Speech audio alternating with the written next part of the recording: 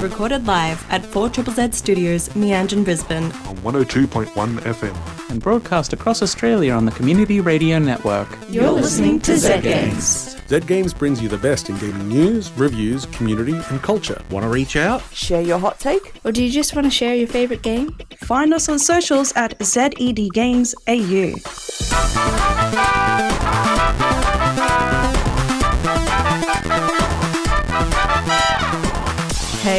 Hey. You're listening to Zed Games here on 4ZZZ. I am Maylee. I should have we usually lead them in. I didn't. I just pointed. You just pointed. And we are? I am Zahra. You are. I'm pointing at myself and I am Tom. You're not pointing. Why would you lie? Don't lie to the listeners. Sorry, we do not hold back anything from our listeners. I will never lie again. We'll see that you don't. How you both doing tonight?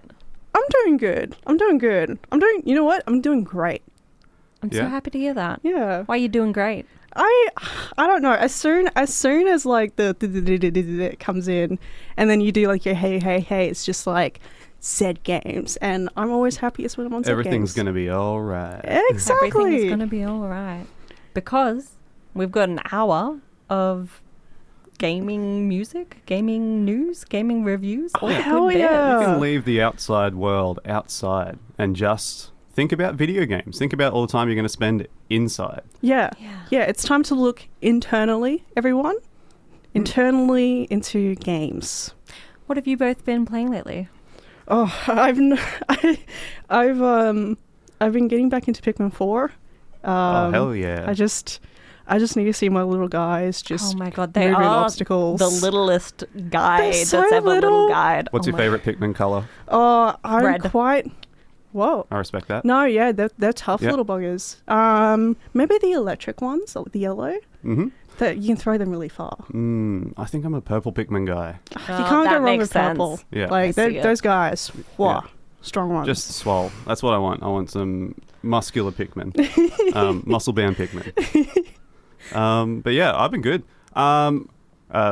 Fellow Zed Games alumni Paul has loaned me his PlayStation VR 2. That's nice. Is it alumni, people who have graduated? Has Paul left us? No. He's doing a master's degree. It's okay. He's never leaving. He's doing his PhD. So I've been messing around with that, downloading a few different VR games because I'll be reviewing a game that is in VR soon-ish. Well, it's in VR now, but yeah, so I've downloaded Moss to play through finally. One of those games that's been sitting in my library since forever. Yeah, I think I got it ages ago as a PS Plus game, and I'm finally going to dig into that, as well as Star Wars Squadrons, and more importantly, I can finally do VR Resident Evil 7 and 8. That's a great excuse for a replay. Very good. Although, I will say, I don't have the official Capcom Resident Evil 7 VR candle that they put out.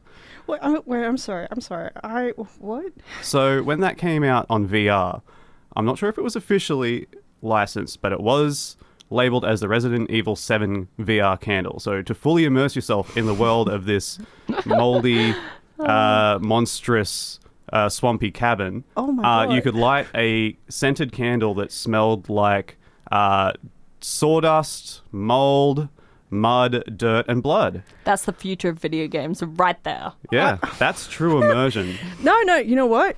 That's more game companies should do that. They should give you like little spritz, candles based like on a spray every that you game. can spritz the room with. It's like, okay. Ooh, I'm going to be thinking about that. What game would smell the worst and what game would smell the best? Imagine if you could smell your Pikmin's flowers when they bloom. That'd be very sweet. I imagine they smell very sweet and floral. Stinkiest game? Binding of Isaac. Binding of Isaac. It's literally. There's no way that smells good. I think Minecraft would smell pretty good. Yeah, I mean, if you like the smell of cubes. It's outdoor cubes. Yeah, I guess. Or cave cubes. Well, wait. What's your pitch for a nicest smelling game? I'm saying Overcooked or potentially Cooking Mama. That could be good. Ooh, okay. You got me with Cooking Mama. How about... I've got two. All right. to I'll allow it. I'm not sure if I can go outside the realm of video games. We usually focus on video games. You're always breaking But all I can boundaries, think of Maylee. is some sort of candy world. And that makes me just think of the Candyland board game, which would smell fantastic. It would. But if I can't do that, I want to go with coffee talk. Because I don't like drinking coffee, but it's a beautiful smell. It is a beautiful smell. Okay, you know what? I'm changing my answer to coffee talk as well. Very mixed emotions as I play RE7 with a coffee-scented candle. I just want to... we've had a text in, an SMS in from Mac Prentice, who has recommended one VR game you need to try is Underdogs VR. Apparently it's got great roguelike... I can't. Roguelike. Yeah. In boxing mechs. Yeah, I looked up a trailer of it. It looks really cool. You're in a sort of like an exoskeleton style looking mech. Oh, hell yeah. Reminds just from It's the got an start. awesome OST. We should get onto that. Yeah. And Mr. Stalin separately said that the Resident Evil candle sounds like a share house, which, yeah. Yeah, I currently live in a share house with people I love, but yeah. Yeah. Some of them can be a bit like that. But enough Okay. about smells. I think it's time to talk about what really matters, and that's the news. The news. The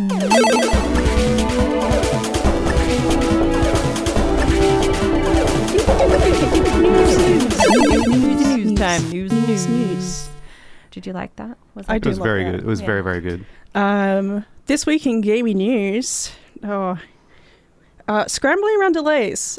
So Grand Theft Auto 6's delay into 2026 has caused a mild bit of chaos across the gaming industry. The game has been highly anticipated for a very long time, and although fans are disappointed by the news, the uncertainty of its launch date is making it a bit tricky for other game studios to plan when they should launch their own games without it being completely overshadowed. Selfish. I know that there's been a couple of studios that have intentionally, they're like, we'll take the opportunity to just work on our game a little bit longer, but We'll wait it out. we'll delay it a bit. So And now, do they delay it again? Yeah. Or do they just get destroyed? I mean, there's not everyone's going to play GTA 6. I feel like most people will, but yeah, I have I other stuff. am very lame. And I like to play games like that, several months once the hype's died down Yeah. and they're on sale. And So- you just want all the DLC to come out and all the bugs to be gone, because there Yeah, won't be yeah. any bugs in GTA 6, no, right? No, flawless, especially not flawless. on the first day, Yeah. or especially for online play, no issues whatsoever.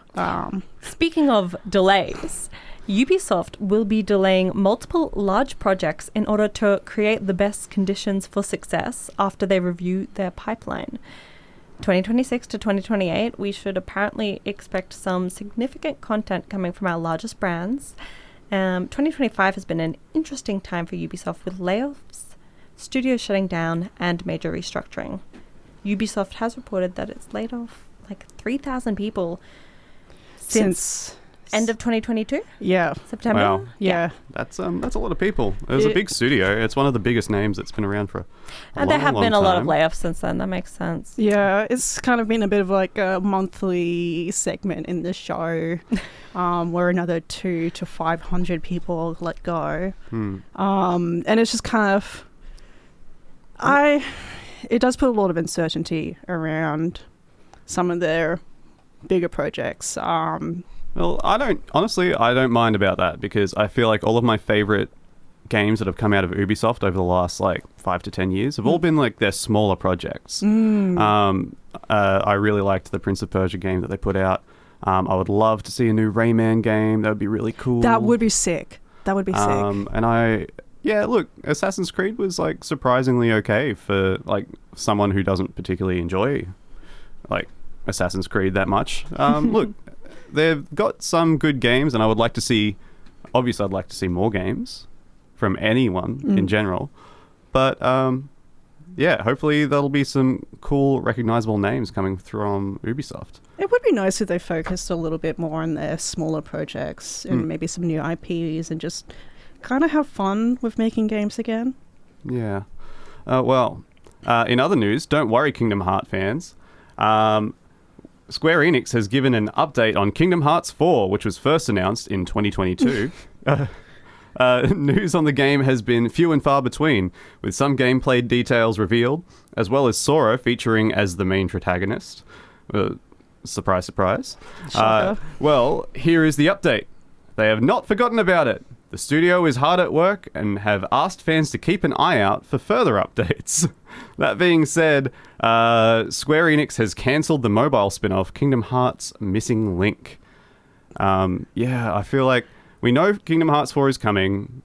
It's weird because normally in between all the other major plot points in Kingdom Hearts, there's been like smaller side games that have come They out that have love tided their us little over. side games. Yeah, which are all canon and are all important for the plot. Yes, especially the ones that you cannot access at all on any device anymore because the devices don't exist. Yeah, if you just play Kingdom Hearts 1, 2, and 3, you'll have no idea what's going on in the end. No. You need to do your homework. You need to check the referencing. Yeah, it just does sound a bit like, hey, get off our backs, it's coming. It's probably going to have Star Wars in it, and you're going to have Iron Man on your team. You heard it here, folks. I promised I would never lie again.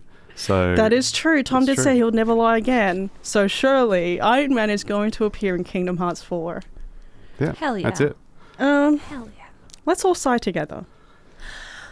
All right. Why are we sighing? EBGames will have a midnight Nintendo Switch 2 launch Woo! for EB World Plus members, or for those who pre-trade their console. Oh. Yeah. So, so what is an EB World Plus member? It's you pay $50 a year, Okay, that's For- not great. and you get some rewards. Okay. I Just- think like every 10th sock you buy is Oh, free. yeah? Why am I buying my socks at EBGames? Because where else would you buy your socks? No, look, I'm like, why would I tried to act cool, like I'm above that, but Yeah. I'm not. I own a pair of Piplup socks Yeah. from EBGames, but in my defense, I own anything What if you that's had... come into this continent. You could have 10 pairs of Piplup socks and get your 11th one free, Yeah. and Oh you my get to gosh. stay up till midnight to get a Switch 2. Yeah. It's just a shame. That sort of thing used to be free. I attended the Switch 1 launch at midnight in Albert Street in Brisbane, and that was a really fun time. It was a positive vibe. Everyone's That's just kinda excited. Like the thing is, it's just parties. The vibes are gone now. The vibes are gone. The vibes They're are gone now. rancid. It's money. The kids these days will never understand the vibes like we understood the vibes. Back in my day. Don't listen to them. It is kind of a bummer. It is a bummer.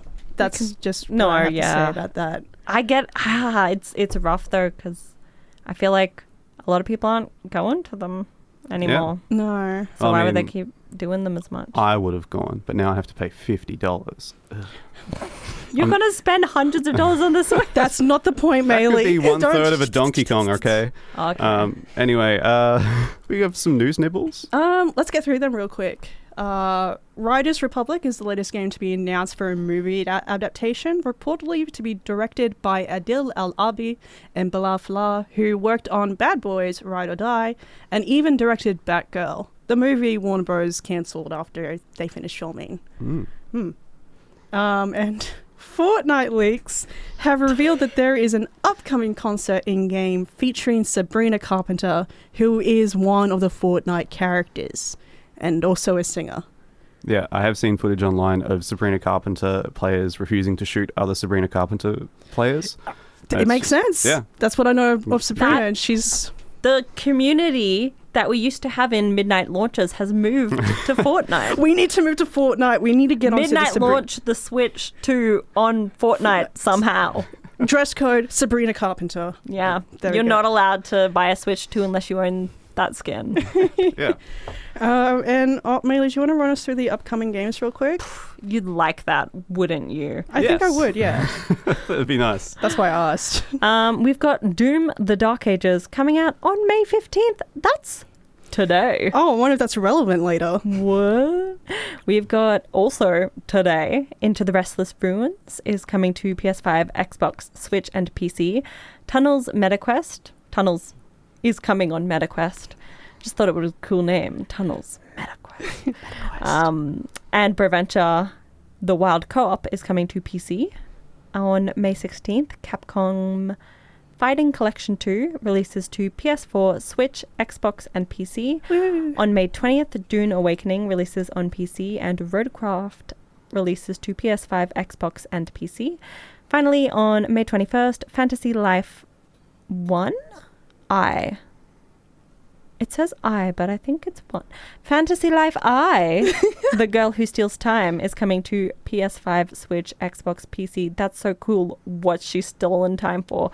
JDM, Japanese Drive Master, is coming to PC, and Monster Train 2 is coming to PS5, Xbox, Switch, and PC. Monster Train 2, let's go! Out of those games, Capcom Fighting Collection. No, I think Yeah. that would smell sweaty. Oh, okay, yeah. We're back on the olfactory senses again. Tunnels, I think, would be really interesting. It'll Nah, smell like smell. earth. I'm gonna give it to Japanese Drive Master because, like, I'm imagining fresh new cars.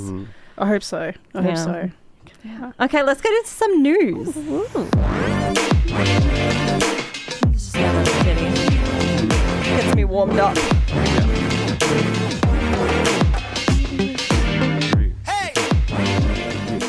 Gonna do a review for you. I want to talk to you about a game that I've been playing a lot lately because I've been really busy. I've started a new job and been adapting to that, and I've had much shorter bursts of time to play video games in. So I picked up a bunch of small games on the Nintendo Switch, and I've played mostly just one of them. I tried a little bit of all of them, and then this one. I've just been playing this one, and it's a game called Islanders, which is a minimalistic city building strategy sort of game. So basically, it's just about the building. You're not managing people or anything. It's just about you get these buildings and you build them in a way that flows well with the world around it. So you start on a small island. It's Islanders. It's all happening on islands. If you don't like water, it's not the game for you. And as you play through, you have rounds and you select one of two buildings. So it could be a sawmill or a house or a shaman's hut. And you receive actually a selection of buildings sort of themed around that. So the sawmill, you could get lumberjack sawmills, but you could also get a house in there with it or a city center. So you never know quite what you're getting. And then you have to place the buildings on the island in a way that gets the most points. It's a point-based game, very simple, straightforward. So the points a game gives you, the points a building gives you, depends on what it's placed near. That can be other buildings you've placed or natural resources. So if you're placing a lumberjack, a sawmill, the more trees it's near, the more points that's worth. But if you already have a sawmill there, you're losing a bunch of points because they're competing with each other. So you have to balance all these things. And if you don't get enough points on any one round, you lose the game. You start over. But if you build up enough points through these rounds, you unlock a new island. And you go to the new island, which is often bigger but more complex. It can be a bunch of little islands. It can have plateaus, big cliffs, and new buildings with more complex rules. Some of the buildings are like start off with negative 100 points, and you have to have them build up to not lose it. It gets gradually more complex, but the core premise is pretty simple. Just put the buildings in the right spot. It's very relaxing in that way. Meditative. It's sort of always doing the same thing. But because it's always increasing in complexity, it stays interesting. I will say, like, if you start a new game, or if you die and you start the new game, the first few levels, once you've played a bunch, It's a bit It's of a going to be drag. a bit a bit of a drag, and you do have to go through them, but you can go through them pretty quick, so it wasn't a huge issue. Yeah, the sort of skill, the score-based levels Yeah. reminds me of podcast favorite, Balatro. Yes. So is it kind of like that where you're beating the rounds and stuff? So if you were trying to get some of those cool buildings that start off with negative 100 points, you'd want to be blowing past your earlier goal and going into the next round with like a surplus of points, like a bit of wiggle room. No, it's not quite like that. So like, or is it kind of like an investment thing? Like you pick it early on just to like...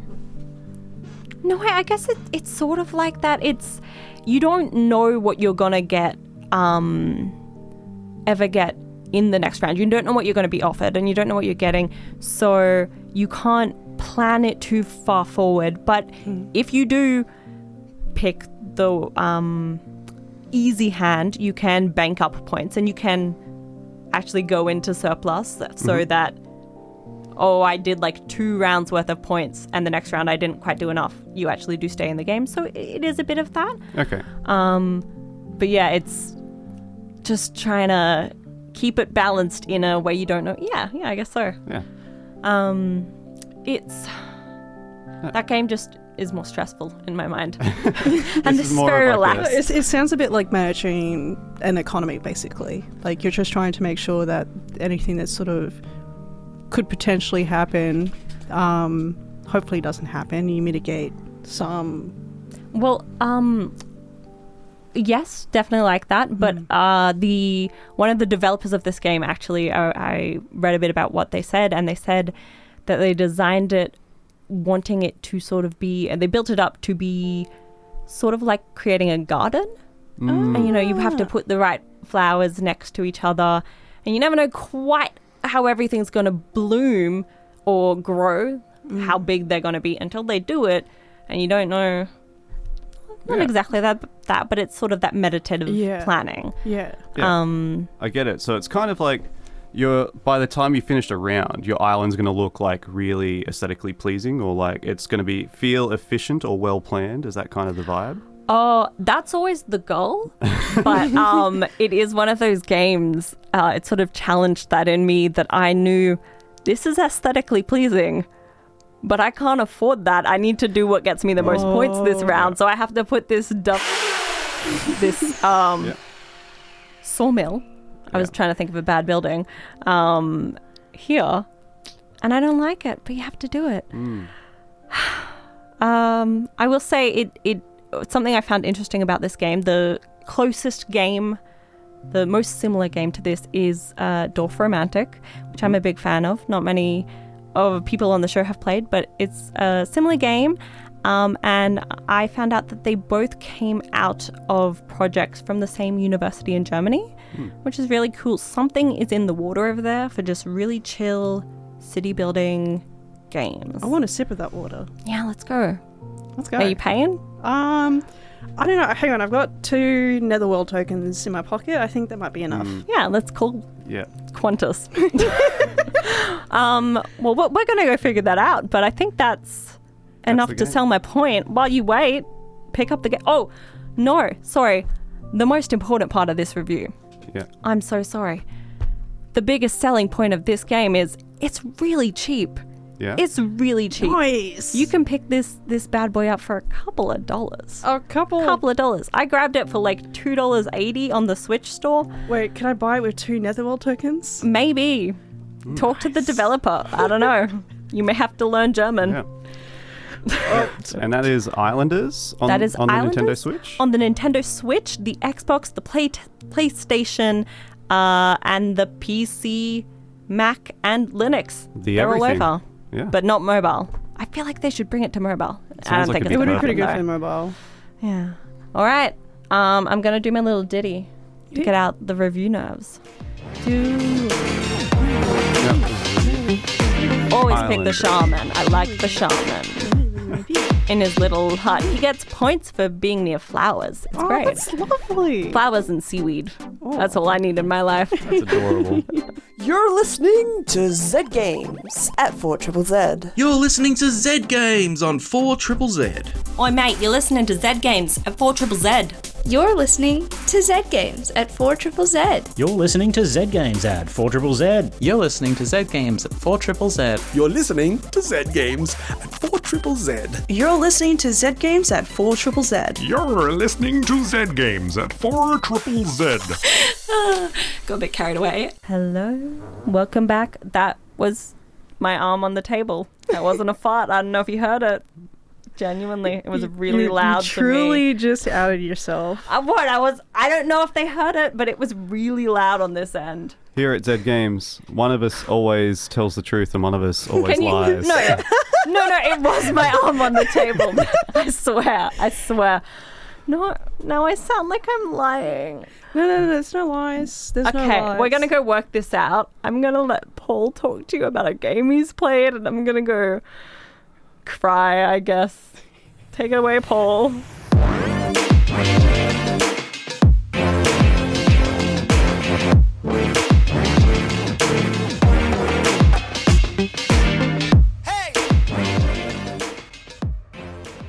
Doom! It's back and better than ever? Doom 2016 relaunched the series and took the world by surprise. The game had not been previewed well, but on release, the brutal intense gameplay, attitude, and now iconic soundtrack made it a massive success. Doom Eternal followed up in 2020, with a sequel that made more changes than most expected, making the game faster, more vertical and agile, requiring a more specific and intricate dance of weapon swapping and abilities in order to combat certain enemies and maintain your resources. Both games were very well received and became big hits, but there are camps that see the games so vastly different that some downright despise one of them. I feel that's a pretty hyperbolic response. For the record, I like 2016 more than I like Eternal, but that game's still pretty swell. So, that brings us to Doom, The Dark Ages. And what's different? Why, the entire core gameplay loop again, of course. The modern Doom trilogy may be the most consistently good series that also makes the biggest gameplay changes between the titles. Other than everyone having more spikes and furry coats now, this game introduces a shield for the Doomslayer. Now, defense may not be what you first think of with the series, but rest assured the use of the shield is extremely offensive, parrying attacks, throwing it at enemies, and of course just charging forwards to smash anything in your path. Often I forgot I could actually use it as a shield, but then why would I want to? The game is slower, but the chaos can be extreme.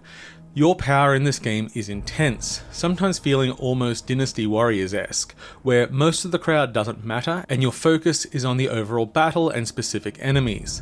There's a lot of enemy variety here as well, along with variants that may have different kinds of armor, which you can counter but also exploit. One of my favourites is the enemies with plasma shields. Overload them and they're basically a red barrel. And while there are red barrels, my eyes have now been trained to respond to the purple shield glow instead. The other variations are demon leaders, which will be even more powerful versions and act as mini-bosses and grant perks on defeat. You also have levels where you fly on your trusty dragon or pilot a giant mech. Stepping back a little, I wasn't really feeling Doom: The Dark Ages when it started. Something was missing for me. Then I got to my first mech level and suddenly it felt lame. Big, bulky, slow movement with stuff just kind of crumbling around you when you touch it. I was very unsatisfied. And that brings me to the focus of this review. I opened the settings. There are a lot of options. Game speed? I wondered how the mech section would feel, just a tad faster. 110? 120? Nah, 150% please. Now these colossal creatures beating the hell out of each other? Oh, it was so much more fun. When I got back on foot, I forgot I was at 150% speed and I just kept playing. Now this was the speed for my brain. Everything started falling into place and I felt the challenge and power fantasy that I wanted. The Dark Ages out of the box is extremely customizable for a person's preferred play experience. As you start a new game, you select your difficulty, but then the next screen will show you what that means and allow you to alter it. Change the parry window timing, aim assist options, player damage, enemy aggression, projectile speed, the value of pickups, and this is just the base gameplay modifiers. The overall focus on accessibility in general is impressive. While supporting colorblind modes, you can also change the highlight color of each element in the game separately, desaturate the game, UI and font scaling, push to hold options can become toggles, and so on. In short, very few people will be unable to tailor this game to be playable for their personal situation. I also enjoyed that when selecting the quality for options, it stuck with the Doom difficulty names. I hesitantly set the amount of motion blur to Ultra Nightmare, although I was disappointed it did not make the game look like some sort of vaporware fever dream. But with all this adaptability to the core experience, is anything lost? Yes. I would say that while the game can offer a challenge to anyone, players that really appreciated the fine-tuning of Doom Eternal will have trouble replicating that experience here. I also feel that levels on the whole do not meet up with the creativity of the last game, and the mech and dragon sections are, while fun diversions, don't really have anywhere near the meat of the core combat. There's also something I just do not understand. When Doom 2016 came out, it was near universally praised for a moment, right at the beginning. The Doomslayer has emerged into this world, there's no exposition, you're just left to make up your own observations. A character contacts you and starts to explain things, and the response is that you smash a screen and move on. Oh, how wonderful to not bog the player down with story and have them standing around listening to exposition, we all said. But this is a lie. It's always been a lie. After that moment, there were many times that game just made you sit there and listen to someone talk. Then Doom Eternal came out and we started talking about that moment again. You know, the thing everyone praises? Well, that game? Absolutely packed with cutscenes. And how's the story in Doom the Dark Age? I can't tell you. I know the button to skip them. I'll never understand why id Software never leant into the angle of the Doomslayer just doing their thing and let the story happen around them. But the game looks and runs fantastically well on my PC with a 3070 in it, and the soundtrack is good. Mick Gordon is not back for this entry, and there's a more medieval bent to the orchestration. It's heavy in hits, but it doesn't hit hard. It can't be an easy thing following up such a beloved soundtrack, so I feel it plays it a bit safe. Functional and well produced, but without a strong voice of its own. Overall, I am very happy with this new title, and the different swings each game in the modern trilogy have taken. It's accessible to near everyone, and once you're in that flow state of combat, few things truly satisfy in quite the same way. Doom the Dark Ages is available on PC, Xbox and PlayStation, and is also included in Game Pass. I played the game on Steam, with code provided by the publisher.